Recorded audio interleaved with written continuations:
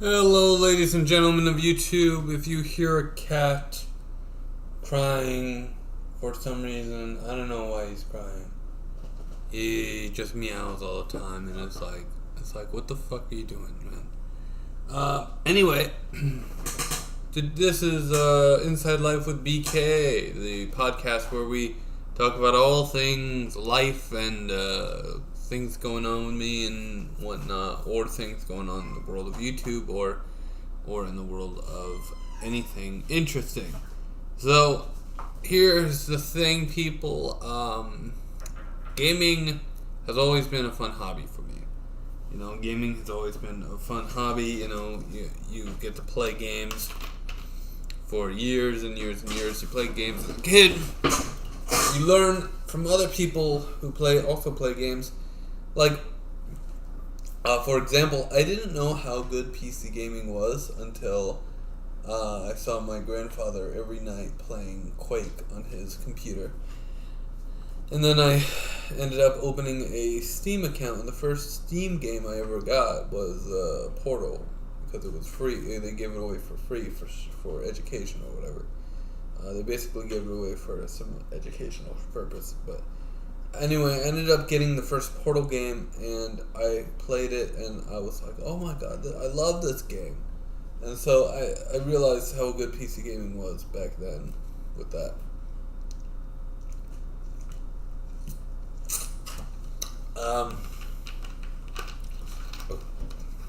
Yeah, so PC gaming is pretty good, cool. Another thing you don't realize is how good console gaming is until you've played the consoles that you own repeatedly for day after day after day. Maybe you don't get enough sleep, because you're playing all night. Oh my god, I'm playing this game all night. Oh my god. And then you end up sleeping on the bus on the way to school. It's just one of those things, man. It's just one of those things that or you play all night on the weekends, and you don't get enough sleep, and then maybe you sleep during the day, and then you're still up for school or whatever. But it is what it is. It is what it is. I love video games, honestly speaking. I do. I think video games are one of the greatest inventions ever made, ever conceived in the 21st century, or the 20th century, I guess, because they were conceived in the 20th century. And now video games are everywhere. We have so many places on where we can get our games from. We can get them from Steam on the PC. We can also get our games on the PC from other stores like GOG or the Epic Game Store. We can get them on Xbox, on Switch now, the Nintendo Switch. We can get them on the PlayStation, obviously. We know that. We have other platforms that came and went over the years. And it's very interesting that we have so many platforms that we can get our games from. And not one of them is king. I mean, granted, you might say, oh, PlayStation's king, PlayStation is king. We can play our games through the cloud. Through stuff like Amazon Luna, Stadia, and a lot of people count the Xbox cloud gaming thing. I don't, because obviously most people are going to play through their fucking TVs in that case. But you can do it. You can play through the cloud on Xbox. You can play through the cloud on Luna and Stadia. I actually have a Stadia controller because I have a couple of Chromecasts that I can use to play Stadia. So be aware, guys. Be aware that you really get a lot out of games nowadays. You can play games forever, basically.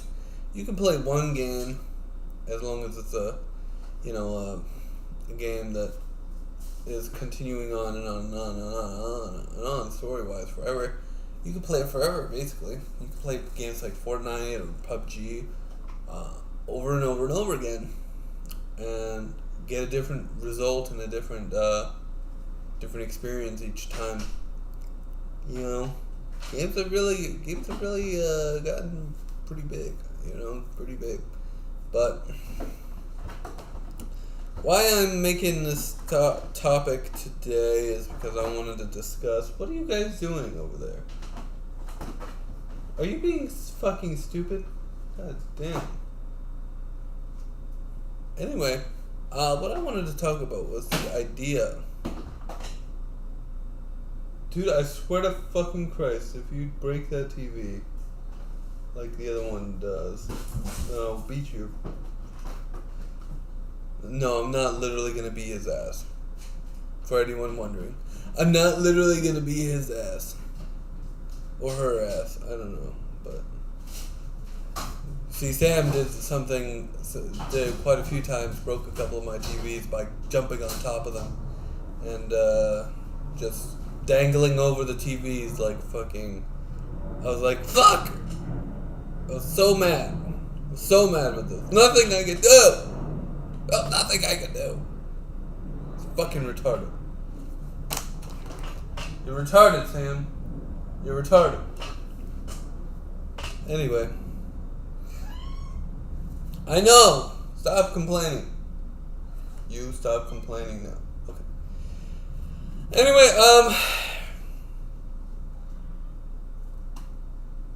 so here's the thing, people. Games are a little bit of a different thing, a different story.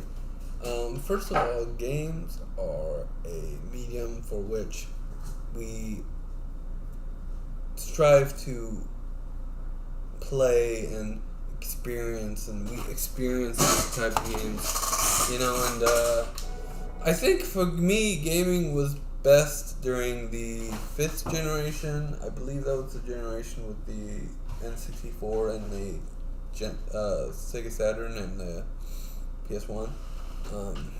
For me, it's PS1 and I would love to own a Sega Saturn, honestly speaking. I would love to own a Sega Saturn, I think Resident Evil 1, I would love to own on Sega Saturn because obviously it's Resident Evil 1 and it's probably the best version of Resident Evil 1, the original Resident Evil 1 that we got.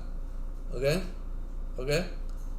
Now, you might be like, oh, no it's not, because the graphics fucking suck in that version. Are you kidding me, Brandon? How dare you?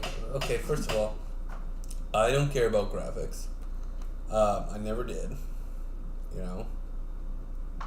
I really don't care about graphics, but anyway, it's for me it would be the best version because of how different it is from the original version and every other version that has been released thus far. Therefore, it's, for me, better, because it's different. And when you are porting a game from one platform to the other, you want there to be differences. You want there to be, differences that you can experience and see and say, oh, that's different. You don't want the same game. I mean, you want the same game, and it's fundamentally the same game, but it's not like it's this, just the game ported over to the platform. It's different. It's different. And fundamentally, it is the same game. So yeah.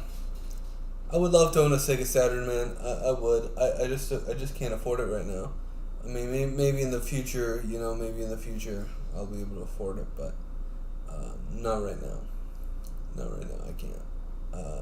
Maybe in the future I'll buy a Sega Saturn. Because Sega Saturn is fucking lit, dude. Sega Saturn is fucking great. I got an Xbox Series X recently. That was my most recent purchase, and I am very happy with it. But the fact of the matter is, I just can't afford the Sega Saturn right now because it's way too much money for what you're getting. Anyway, So, basically, when I was a kid growing up, I had the Nintendo 64. Okay, the Nintendo 64. The Nintendo 64 is a system that we all have heard of. You know, we all heard of Mario 64, Super Mario 64, Donkey Kong 64, Super Smash Brothers. Super Smash Brothers started on the Nintendo 64 almost 20 plus years ago. Actually, a little more than 20 plus years ago, but, you know, almost 30 years ago. Almost 30. In a few years, it will have been 30 years. Anyway. Ocarina of Time, we've heard of all these games, right? We've heard of all these games. We know about all these games. We experienced all these games. So basically, Nintendo 64 is one of the greatest systems of all time, hands down, along with the PS1, obviously along with the PS1. You know, and I have both, so I really enjoy both. You know, I own games for both. But yeah, so Nintendo 64, play it every night or every day. You know, play Nintendo 64 all the time. Just play. You know, I used to watch my dad play certain games as well, and I love the Nintendo 64. I do. You know, it was a great machine. Sega Saturn, you know, nobody knew about. I didn't know anybody who owned a Sega Saturn. Would have loved to known somebody who owned a Sega Saturn, or at the very least own a Sega Saturn myself, because I think it would have been cool. But Sega Saturn was way too expensive at the time. You know, I didn't hear about any systems after the Genesis, as far as Sega goes, until Sega Dreamcast. Oh my God, it's Dreamcast! I was like thinking, like, you know. Anyway, actually, I thought the Dreamcast was like a cast you put on your arm or something, and then you play the game like that. I'm like, oh, that's so cool. No, it wasn't anything like that. Yeah, so I ended up playing a lot of games back in the day. You know, I had mentioned in the previous videos that one of the things I played on in my teen years, was on the Xbox 360. We would get Rock Band. Okay, we would get Rock Band, and we would play Rock Band. You know, and play that all the time. You know, me and my siblings and my mom, or basically we would have family nights. You know, playing Rock Band and whatnot, and it was a lot of fun. It was a lot of fun, guys. But I think part of the thing is with games like that, you know, you have to be into them. You know, you have to be really into games in order to understand games and to be able to play games and to be able to, you know, do things with games that you want to do. And oh my God, that's playing. It's so fucking loud, dude.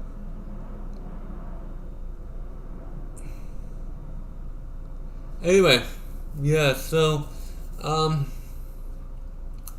one of the great things about growing up in that sort of time, the 90s and the early 2000s, was this idea that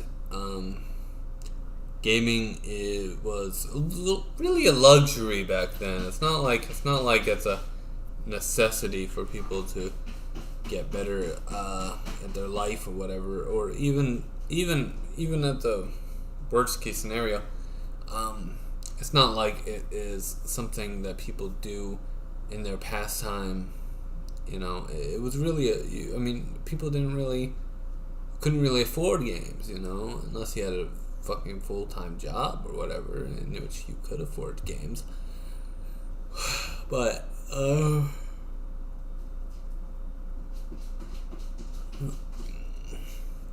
you know, I couldn't afford games. I didn't have a job until I was 19. I didn't have a job until I was 19, man.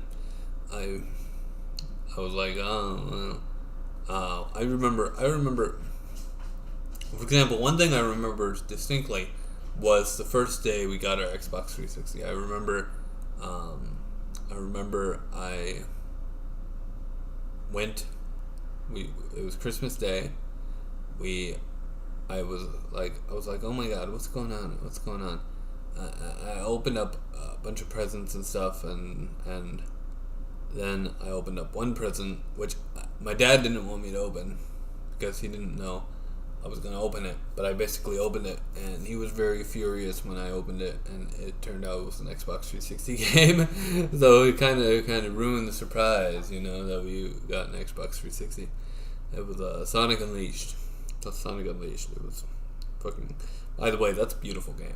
That is a beautiful, beautiful game. Okay, first of all, Sonic 06 was a fucking colossal failure of a game. Primarily because the game's not beautiful. Okay, granted, I don't care about graphics, but if the gameplay had been better, it would just be it would be a great game. It would be a great game, and I wouldn't care so much. But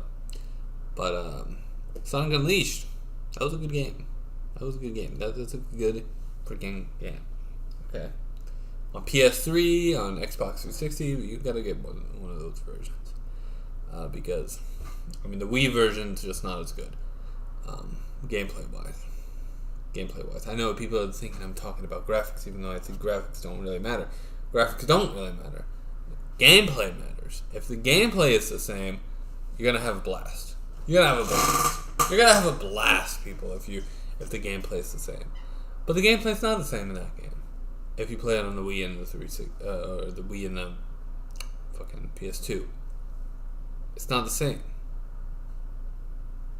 360 and PS3, the gameplay is beautiful. It's great. It's amazing.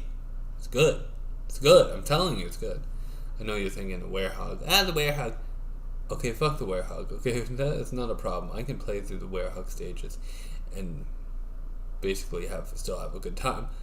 The worst part about the game was the medal system, where you have to collect a certain number of medals in order to progress through the stages, and as well as the stupid airplane flying sequences. Okay, the airplane flying sequences fucking blow. Okay, because number one, they're required. Number two, they're almost nearly impossible to get right the first time, unless you have really good, like really good hand-eye coordination, and it's a pain. I hate it. Okay. What else can we talk about? As far as games go?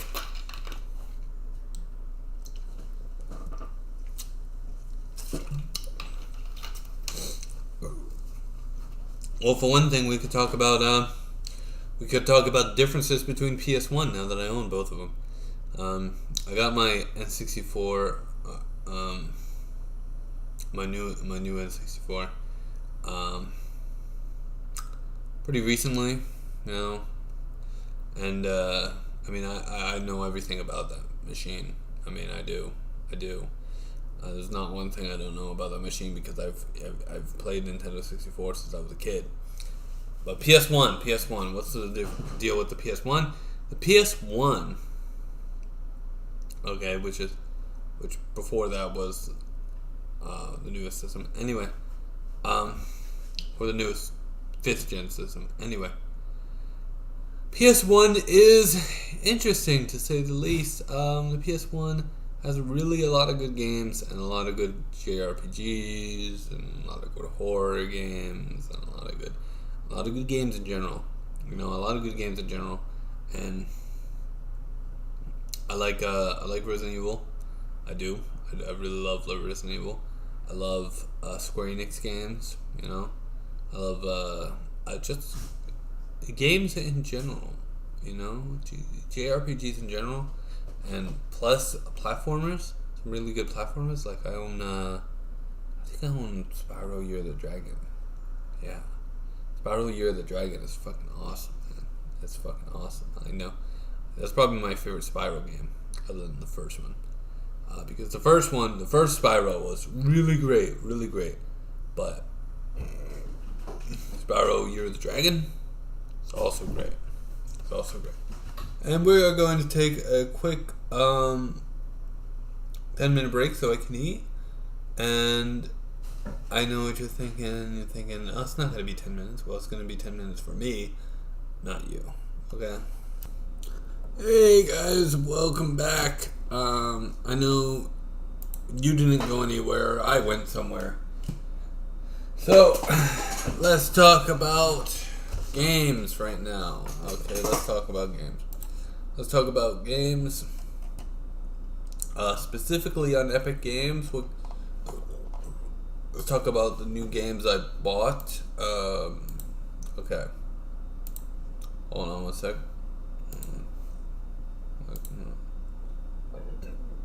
Okay. Games. I bought a game called Dark Matter and Judas. I bought Earthworm Jim and Earthworm Jim 2. Video Horror Society, which is actually free. And a game, you might have heard of this one because I've talked about it before, called Glover. Okay, Glover is a platformer originally released on the Nintendo 64, and that's where I played the game, as Nintendo 64. I bought the Epic Games Store version because I am, I'm supporting the Epic Games Store and whatnot. And I wonder if it's going to be released on consoles. Glover.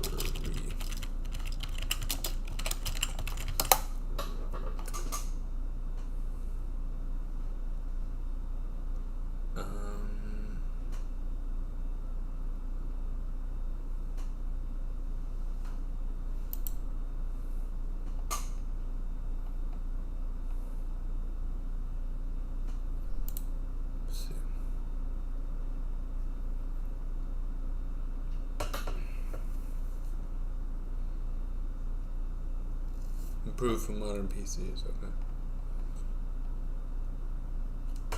Yeah, so the game, if you don't know what Glover is, the game is a game where you play as a glove.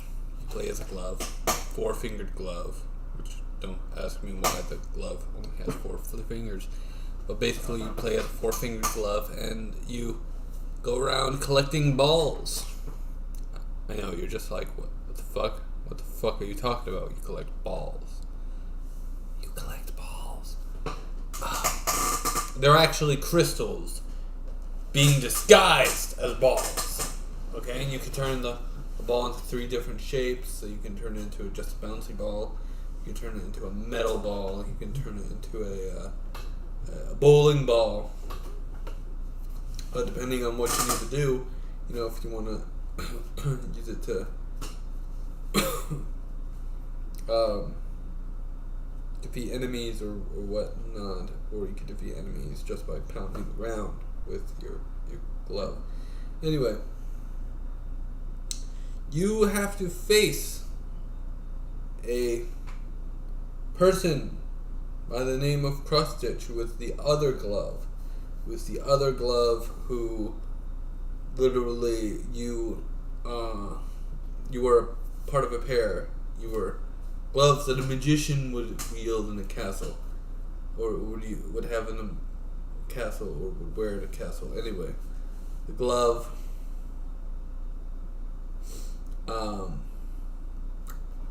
Yes, it's so confusing. It's such a confusing story, but it is a good game. I will say that it is a good game. I like the game. I've always liked the game.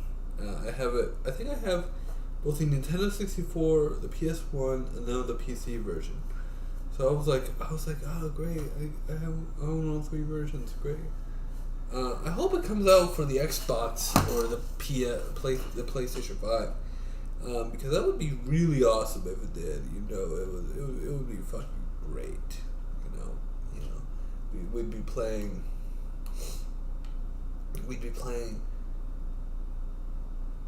Oh my god, we would be playing like for so long. We would be playing an amazing game for on our TVs again. For maybe the last time. I mean, they were years ago. They were coming out. They were working on a sequel to Glover 2, which never saw the light of day. I was so bummed when I heard that they were working on a sequel. They never released it. I was like, fuck me. God damn it. But let me see if I can find.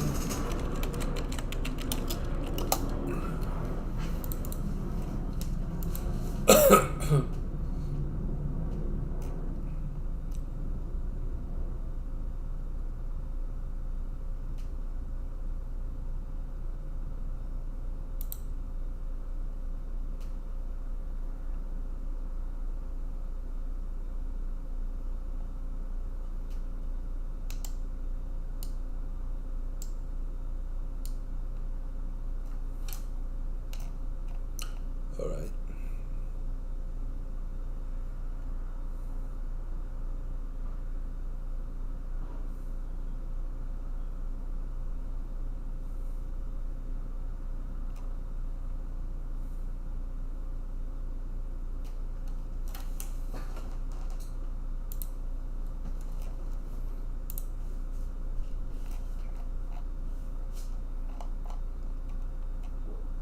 Oh wow, it was released on Windows back in 1999. Okay. Or 1998, actually.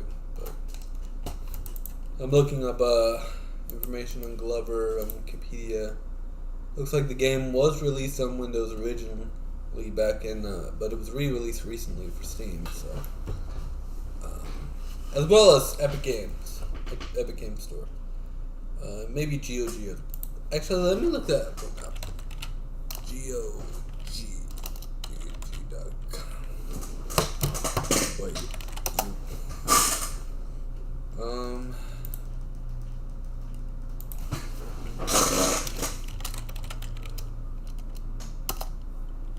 Yep, you can get on. You can get it on GOG as well if you want it. If you want it on GOG, you can get on GOG. If you want it on Steam, you can get on the Steam. If you want it on Epic Games, it's there. Yeah, so play this game. It's really good. I promise you. I mean, there are some parts that you're gonna be like, "What the fuck what are they thinking when they came up with this?" But it is good.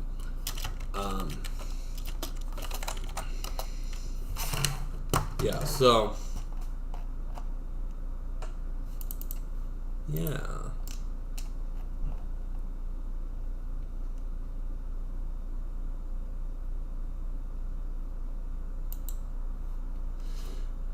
Alright. So, we have a little bit of time before this podcast is scheduled to end. What else can we talk about? We can talk about this idea that the thing is with most games and game companies, is that they want to make as much money as possible, but also they should be supporting the fans, and they should be giving the fans what they want, and giving the fans what they want, and a lot of companies just aren't doing that. We should support good companies who are doing what we want, who are giving us what we want, and are making sure that we are taken care of. Okay, that's who we should support. Not like companies who are not supporting us, not giving us what we want. Anyway, yeah, it's very hard to think about what we are doing as far as this goes, and it's just one of those things we have to keep an eye out. We have to show that we are the gamers, we are the customers, and they have to give us what we want, which is new games, new experiences, things that granted, game creators are usually artists, and artists make what they want to make. They make what they feel like making, but they also should make what fans want. If the fans ask for, if they ask for, like, say, for example, a new Legacy of Kain game, or a new Glover game, or new, they should make it. They should make it. They should make this game. Will they make this game? I don't know. I have no idea. Honestly, I'm not 100% sure on that, but I think Crystal Dynamics is in the process of being acquired, or in the process of being acquired. So, will they end up making new Legacy of Kain game, or even, they're working on a new Tomb Raider game right now, so I don't know. And they're still working on Marvel's Avengers, so we will see. We will see, guys. We'll see. Anyway, we're coming close to the end of this podcast. I would like to thank you for your continued support and for watching the podcast. I really appreciate it. We are doing great things, I think, with this podcast. We're making stride, taking it all in stride. It's one thing when people in a podcast or when starting up a podcast and you don't have really anyone to experience the podcast, but we are working on making this podcast as big as possible. I would like to thank you for your time today and for supporting the channel. It's been a great week for me, primarily because I've been working my full-time job, and also because I've noticed that a lot more of you are actually viewing the content, which is surprising. So if you don't mind, stay tuned, and we will do more great things in the future, okay? Have a great day, guys. Bye.